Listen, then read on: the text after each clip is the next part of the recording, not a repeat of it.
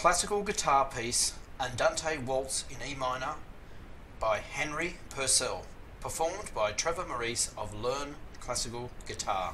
Well, hello and welcome to the Learn Classical Guitar YouTube site for beginners and intermediates to really hone their skills on classical guitar. This week I've got a companion piece for last week's lesson, which was the Andante in E minor by Guitarist. This week I've got the Andante in E minor by Henry Purcell. It was originally written for harpsichord, but it sounds really great on guitar, as you'll see today. Now don't forget to stick around after the performance, because I've got some tips and some discussion points about this piece that'll help you play it just that little bit better. And don't forget to subscribe down there in the corner to Learn Classical Guitar if you haven't done so already, so you can stay in touch and get your weekly lesson uploads and improve your skills.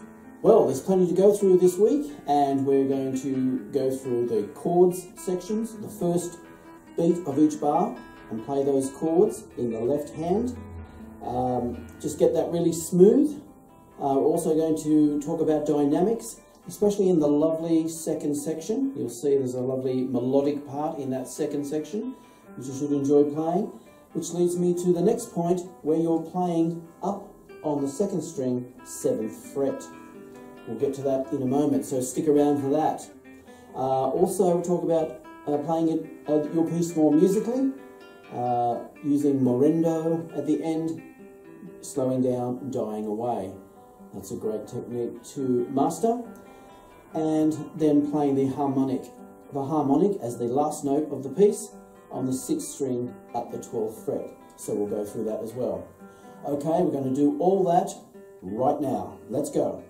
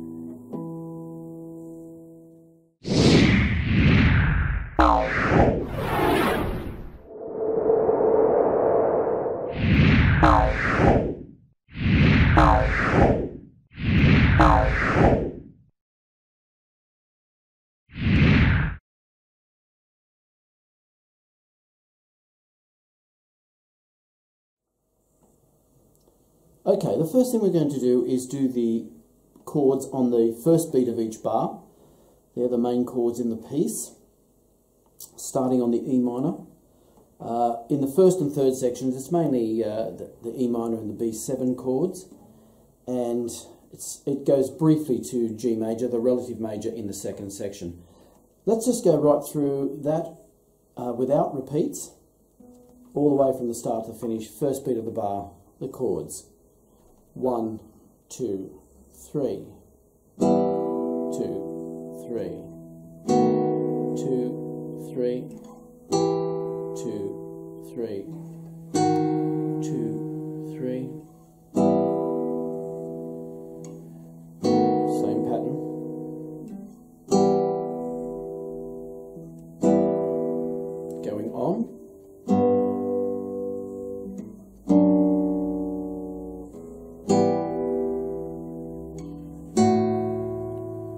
right up to the C, the B,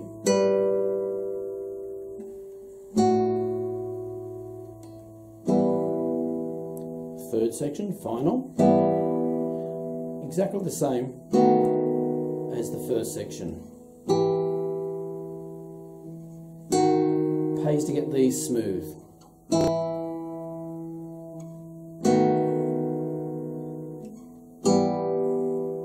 Finishing on the E minor again.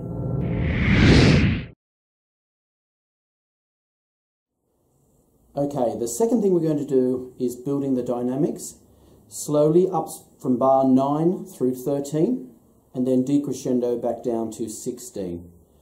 It's a very lyrical piece. Starts off in the G major, which is the relative of E minor. It's a lovely little section, this piece, and you've got to play it very musically. Here's what it should sound like. 1, 2, 3.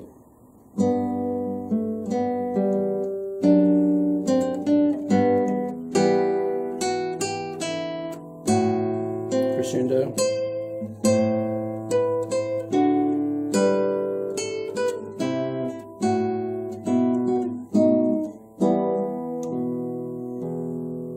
See, it was getting softer there at the end. Build up to that lovely part there on the C, right up there, the 8th fret. Make sure you get the right bass there when you start off the F sharp down here in bar 12, and use that guide finger to get you up there to the C on the 8th fret.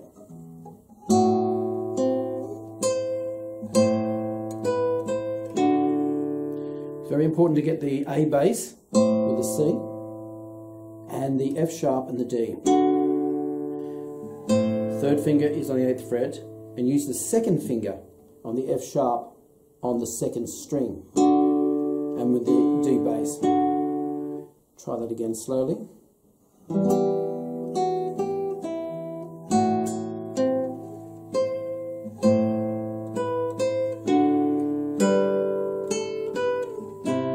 You use your fingers to pivot yourself across, as you notice there. I use that guide finger all the way up till I hit it. You can do this over and over again.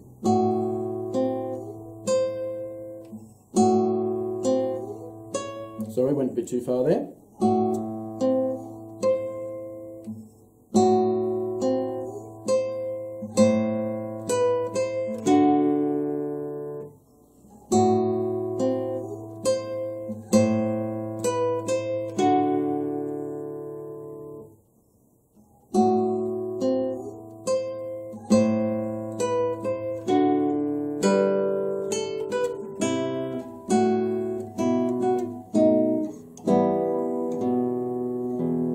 Great practice for notes further up the neck here, using the 2nd and the 1st strings.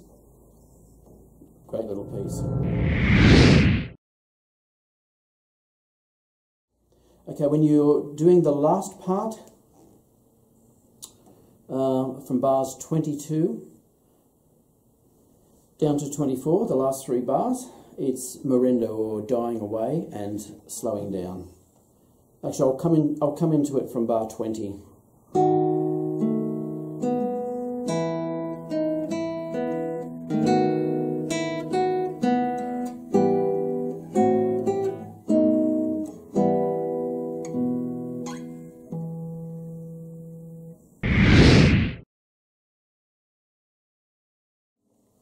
Okay, the last thing I want to talk about is the harmonic on the 6th string at the 12th fret.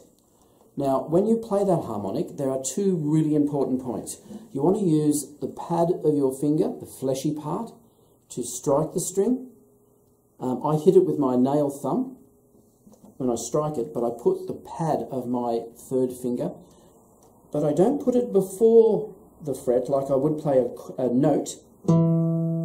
I strike it directly above the fret itself. You find you get a clearer sound. You can try all those down there. You'll find, yes, you'll get a very clear bell-like sound if you strike it above the fret itself. It's always strange how, well, it's only it's physics that the notes go from going up to on 5, 7 and 12, and it's the complete reverse if you do the harmonic. The sound is going up, it's getting higher, going backwards.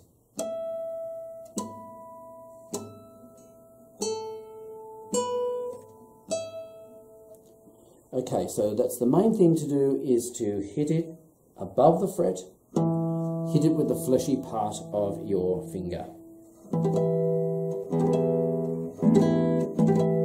You hear it's a bit muffled if I miss it, but very good, bell-like if I hit it above the fret. Okay, that's it for this week. I hope you really enjoyed it. I hope you got something out of it. Don't forget to subscribe and make a comment and answer the multiple choice question if you can. That's in the description straight underneath the video. If you could do that for me, that would be fantastic. And don't forget to like the video as well, as I shall. And I'll see you next week. Thanks for listening.